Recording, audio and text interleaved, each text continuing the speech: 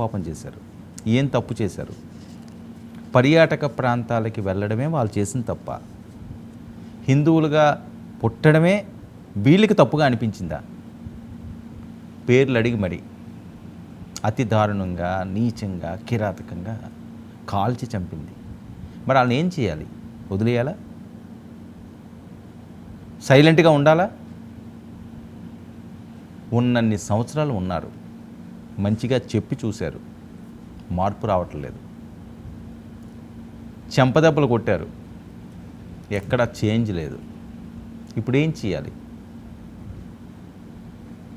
దెబ్బకు దెబ్బ వేయాలి, తుపాకీకి తుపాకీతోటే బుద్ధి చెప్పాలి. డ్రోన్ ఎగిరితే ఎగరేసిన వాడి చెయ్యి తెగాలి. ఇది భారతదేశం ఈరోజు కోరుకుంటుంది.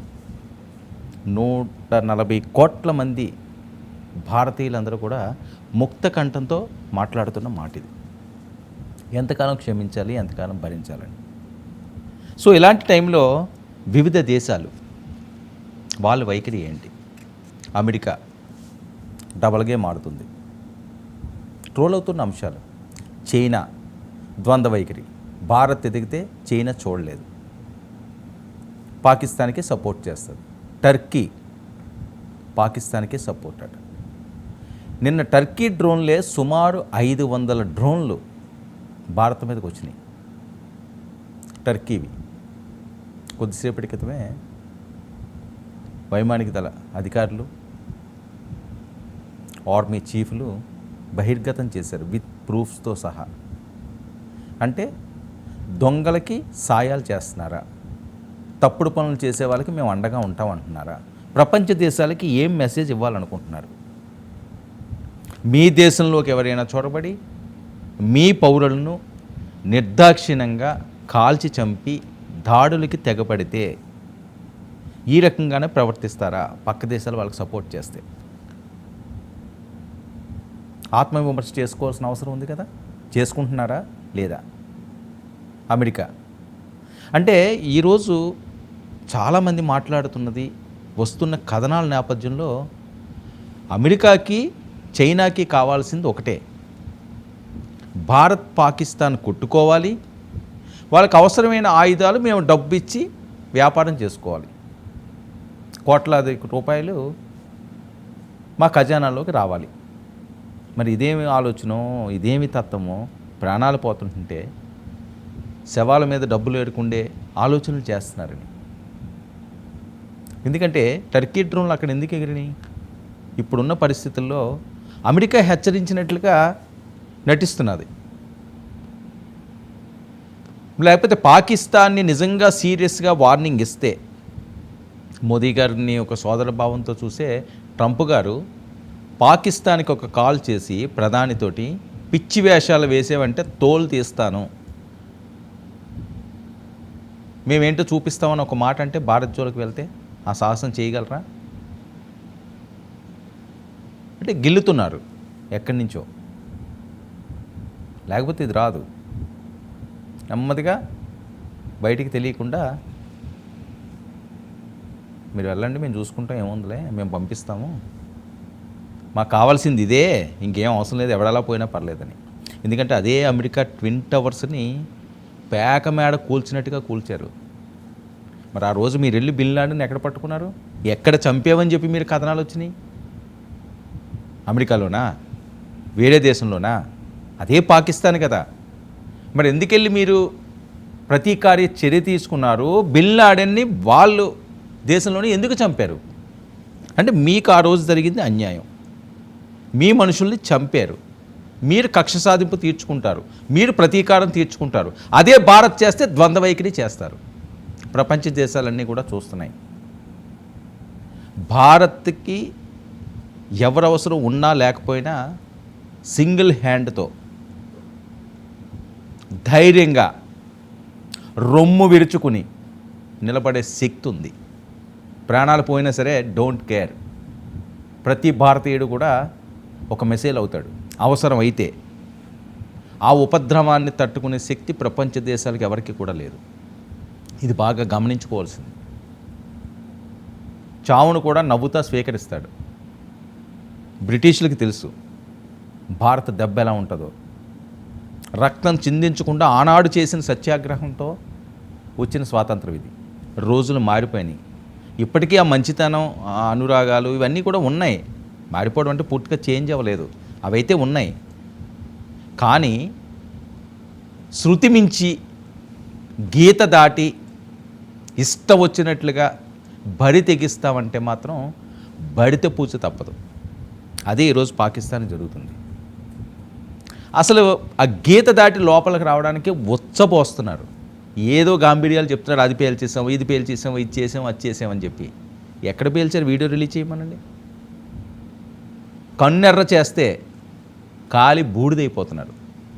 ఇంకా అక్కడ పౌరులు ఉన్నారు, వాళ్ళేం పాపం చేశారని చెప్పి ఆలోచిస్తున్నది కాబట్టి ఇంకా మిగిలి ఉంది. వివిధ దేశాలకు వెళ్తున్నారు, భిక్షం ఎత్తుకునే స్టేజ్కి దిగజారారు. మాకు సాయం చేయండి మహాప్రభు అంటున్నారు, చీప్ అమ్మంటున్నారు. మనకు అవేం అవసరం లేదు. సరే, ఇప్పుడు ఏంటంటే ఒక పక్క భారత్ పాకిస్తాన్ మధ్య ఈ వార్ సైరన్ మోగుతుంటే దేశాలు, ఏ దేశాల వాళ్ళు, రష్యా అన్నది ఎప్పుడు కూడా ఒక పెద్దన్న పాత్ర పోషిస్తుంటుంది. అన్న తమ్ముళ్ళలాగే రష్యా భారత్ ఉంటుంది. వాళ్ళు ఎటువంటి వ్యతిరేకత ఉండదు. అయితే ఉత్తర కొరియా కిమ్ రంగంలోకి దిగాడండి. ఇప్పుడు భారత్ వైపు నేను ఉన్నాను అంటున్నాడు. ఎందుకంటే రష్యా కూడా మంచి మిత్రుడు ఆయన, అందరికీ తెలిసిందే. ఉక్రెయిన్ యుద్ధంలో కూడా రష్యా వైపు ఆయన నిలబడ్డాడు. మనిషి అలా కనిపిస్తుంటాడు కానీ వేరే లెవెల్లో ఉంటుంది ఆయన. ఎవరినైనా సరే వణికించేయగలడు. పాకిస్తాన్ లాంటి వాళ్ళని అయితే అసలు డోంట్ కేర్ అంటాడు. ఈరోజు ఆయన భారత్ వైపు ఏం కావాలో చెప్పు సోదరా మోదీ అంటున్నాడు. ఆయన నేను ఉన్నాను అంటున్నాడు. అది ఎంత పెద్ద దేశం, ఎంత అద్భుతం అన్నది కాదండి, న్యాయం వైపు నిలబడే తత్వాన్ని నేను ఇప్పుడు ప్రస్తావిస్తున్నాను. ఉత్తర కొరియా ఈరోజు మనకు అండగా లేకపోతే భారత్కి ఏదో అయిపోద్ది, పాకిస్తాన్తో భారత్ ఫైట్ చేయలేదని కాదు ఇక్కడ అంశం. అరే మంచిగా మనం నిలబడాలనే ఆలోచన సరళని హ్యాట్సాప్ చేయాలి. మిగతా దేశాలన్నీ కూడా చేయాల్సిన అవసరం ఉంది. ప్రపంచం మీద ఉగ్రమోగుల్ని, ఉగ్రవాదుల్ని పెంచి పోస్తున్నది ఎవరు? పాకిస్తాన్ మంత్రులు చెప్తున్నారు, వాళ్ళ ఆర్మీ చెప్తున్నారు. 30 సంవత్సరాల నుంచి మేమే పెంచి పోషిస్తున్నాం దీన్ని. వేరే స్థావరాలు ఎందుకు ఉండదు? భారతదేశం వచ్చి ఒక స్థావరం ఏర్పరచుకోమనండి. ఉగ్రవాదుల్ని, టెర్రరిస్టులు ఎవరైనా ఉంటేనే చేసుకోగలరా? అనుమతి ఇస్తారా? అవకాశం ఇస్తారా? లేదుగా. మరి అక్కడే ఎందుకు వస్తున్నారు? అక్కడే ఎందుకు పుడుతున్నారు? పుట్టగొడుగుల్లో ఎందుకు అవి రోజు రోజుకి కూడా పెరుగుతున్నాయి? తుంచేయాలి, వేరులతో సహా తుంచాలి. ఆపరేషనే ఇప్పుడు జరుగుతుంది. భారతదేశ మహిళ కుంకుమ మీద వీళ్ళు దాష్టికాలు చేశారు, రక్తం చిందించారు, భద్రకాళి. అందుకని ఆ మహిళా ఆఫీసులతో ప్రెస్ మీట్ పెట్టి ఇదిరా మీ జీవితాలు, వీళ్ళు జాలరా మిమ్మల్ని లేపేయడానికి అంటున్నారు. ఇంకెంతకంటే ఇంకేం కావాలి? మీసాలు తిప్పేవాళ్ళు, ఓ తొడలు కొట్టేవాళ్ళు, ఏరి వాళ్ళందరూ ఎక్కడున్నారు? నిన్నటి నుంచి మాట్లాడరే, బయటికి రారే, పోయారా, భయపడుతున్నారా? ఏదో ఒకటి రిలీజ్ చేయాలి కదా. ఆ మునీర్ లాంటి వాళ్ళందరూ, అజార్ లాంటి వాళ్ళందరూ కూడా వెళ్ళిపోయినట్టున్నారు. వెళ్ళిపోతే కనిపించాలి, ఒక వీడియో రిలీజ్ చేయాలి. మేమున్నాం, మేము వస్తాం,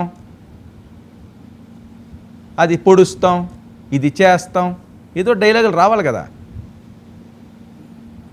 కొంతమంది పోస్టులు పెడుతున్నారు నీచంగా. నేను ఉదయం కూడా అది మాట్లాడడం జరిగింది. దమ్ము ధైర్యం ఉంటే బహిరంగంగా ఇలాంటి వాటి మీద మాట్లాడాలి. ఏదో దొంగ హ్యాండిల్స్ నుంచి పోస్టులు పెట్టి భారత హీరోయిన్లను అందరినీ కూడా మా ఉంపుడు కత్తుల కింద చేసుకుంటాము, వ్యభిచారంలో తీసుకెళ్తాము, వాళ్ళని మేము బానిసలు చేసి వాడుకుంటామని చెప్పి సిగ్గులేని కుక్కలు, పిచ్చి కుక్కలు, పైత్యం ఎక్కి కొట్టుకుంటున్న కుక్కలకి భారత్ ఇచ్చే వార్నింగ్ ఒకటే, ఇతర దేశాల నుంచి, ఇతర పోస్టింగ్ల నుంచి కాదు. నీకేమైనా దమ్ము ధైర్యం ఉంటే భారతదేశంలో అడుగుపెట్టి ఒక్క స్త్రీని, హీరోయిన్ దాకా వెళ్ళనవసరం లేదు, సామాన్యమైన స్త్రీ అన్నా ఒంటి మీద చెయ్యి వేయడానికి ట్రై చేయి. నీ మగతనం ఏంటో చూపించు. ఎవ్వరూ వాళ్ళకి సపోర్ట్గా వెళ్ళరు, వాళ్ళే చూసుకుంటారు. అంత నారీ శక్తి భారత్ది.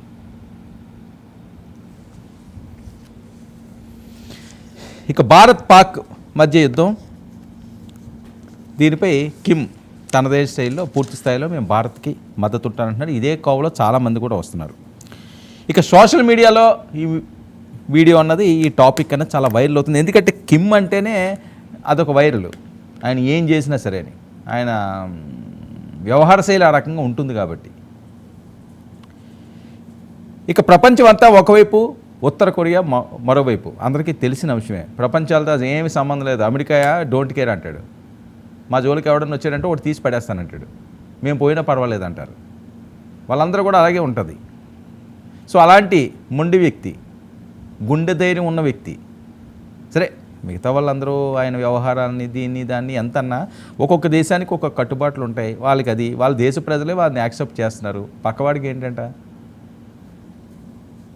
ఇక భారత్ పాక్ యుద్ధంపై జోక్యం చేసుకోమన్న అమెరికా.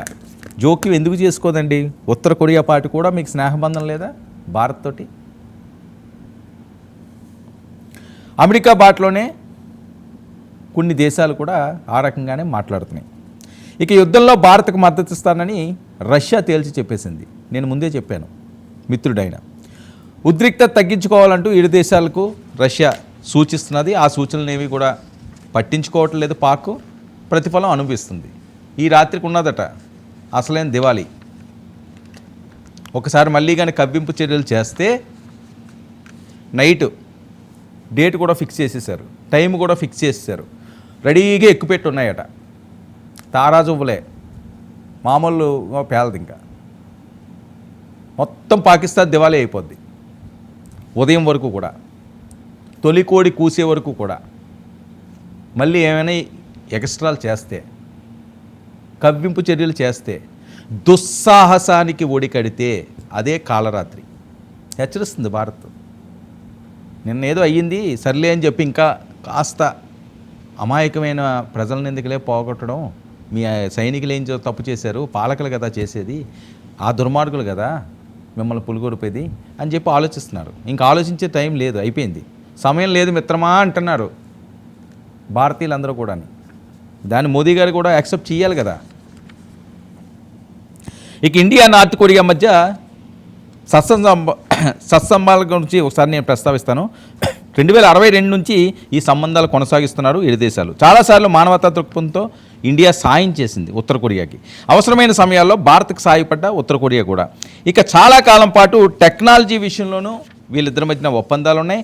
వాణిజ్యపరంగా ఇరు దేశాల మధ్య మంచి సంబంధాలు ఉన్నాయి. 2004లో భారతదేశంలో సునామీ వచ్చినప్పుడు నార్త్ కొరియా స్పందించింది, చాలా సాయం చేసింది కూడా. ఇక కరోనా సమయంలో కూడా నార్త్ కొరియాకు భారత్ సాయం చేసింది, మెడిసిన్ పరంగా సరే, ఉత్తర కొరియాలో అప్పట్లోనే. ఇక వైద్యపరమైన విషయాల్లోనూ పరస్పర సాయాలు చేసుకుంటున్నారు. 1970 నుంచి 1990 వరకు పాకిస్తాన్తో నార్త్ కొరియాకు మంచి సంబంధాలు ఉన్నాయి. తర్వాత తెలిసింది అది విషనాగు అని, దాన్ని పక్కన పెట్టారు. ఇక మిలిటరీ న్యూక్లియర్ విషయంలోనూ పరస్పర సహకారాలు అప్పుడు చేసుకున్నారు.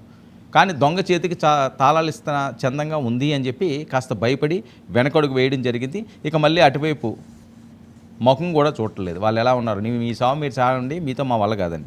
ఇక కొన్నేళ్ళ నుంచి ఉత్తర కొరియా పాక్ మధ్య దెబ్బతిన్న సంబంధాలు. ఉక్రెయిన్ రష్యా యుద్ధంలో ఉక్రెయిన్కి ఆయుధాలు అమ్ముకున్న పాకిస్తాన్.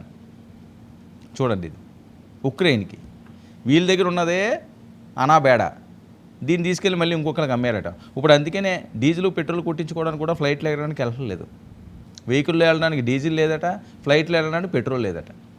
ఎవడిస్తాడు పెట్రోల్ ఇమ్మంటే? ఇప్పుడు మనం అడుక్కు తింటా మీసాలు తిప్పితే ఎక్కడ వర్కౌట్ అవుతుంది? మన ఇన్సైడ్ ఏంటో చూడాలి కదా, అది చూడట్లేదు. ఎక్స్ట్రాలు ఎక్కువైపోతున్నాయి. దానికి క్షవరం చేయాల్సిన సమయం ఆసన్నమైంది. ఇక రష్యా వైపు యుద్ధంలో పోరాడుతున్న ఉక్రెయిన్, అదంతా కూడా జరిగిపోయిన అంశం. ఇక ఇండియా వైపే పూర్తి స్థాయిలో నేను నిలబడతానంటూ కిమ్ అనడం, కొంతమంది ద్వంద్వ వైఖరి చేయడం. సరే, ఎవరు వచ్చినా ఎవరు రాకపోయినా మీరు ఆత్మ పరిశీలన చేసుకోండి. ఏది నిజం, ఏది అబద్ధం కలకాలం ఏది ఉంటుంది, ఎవరికి మనం సాయం చేయాల్సిన అవసరం ఉంటుందని. ఈరోజు మీరు సాయం చేసినా పోయేదేం లేదు, చేయకపోయినా పోయేదేం లేదు. ఇక్కడ ఏం ఉండాలో అవి ఉన్నాయి పూర్తి స్థాయిలో 100కి 100% సంపూర్ణంగా ఉన్నాయి. పాక్ లాంటి వాళ్ళు 10 మంది వచ్చినా సరే ఏమీ పర్వాలేదు, ఆ శక్తి ఉంది. ఎందుకంటే ఇక్కడ రక్తం అలాంటిది, పోరాటాల పురుటుగడ్డ భారతవాణి. సో వీళ్ళు కొత్తగా యుద్ధాలు అవి నేర్పనవసరం లేదు. మంచితనం అనే ఆ మాస్క్ ఉంటుంది కాబట్టి దాన్ని అలాగ ఆపుతుంటుంది. అది కానీ ఒక్కసారి తొలగిస్తే షేడ్లు మాడిపోతాయి, అదిగో అలా పేలిపోతాయి, కిందకి దిక్కుండానే పేలిపోతాయి. అందుకని చీకటి పడుతుంది కాబట్టి ప్రశాంతంగా పడుకోండి. లేదు నిద్ర పట్టట్లేదు కదా అని రెచ్చిపోదామని చూస్తే తెల్లవారులు నిద్రలు ఉండవు.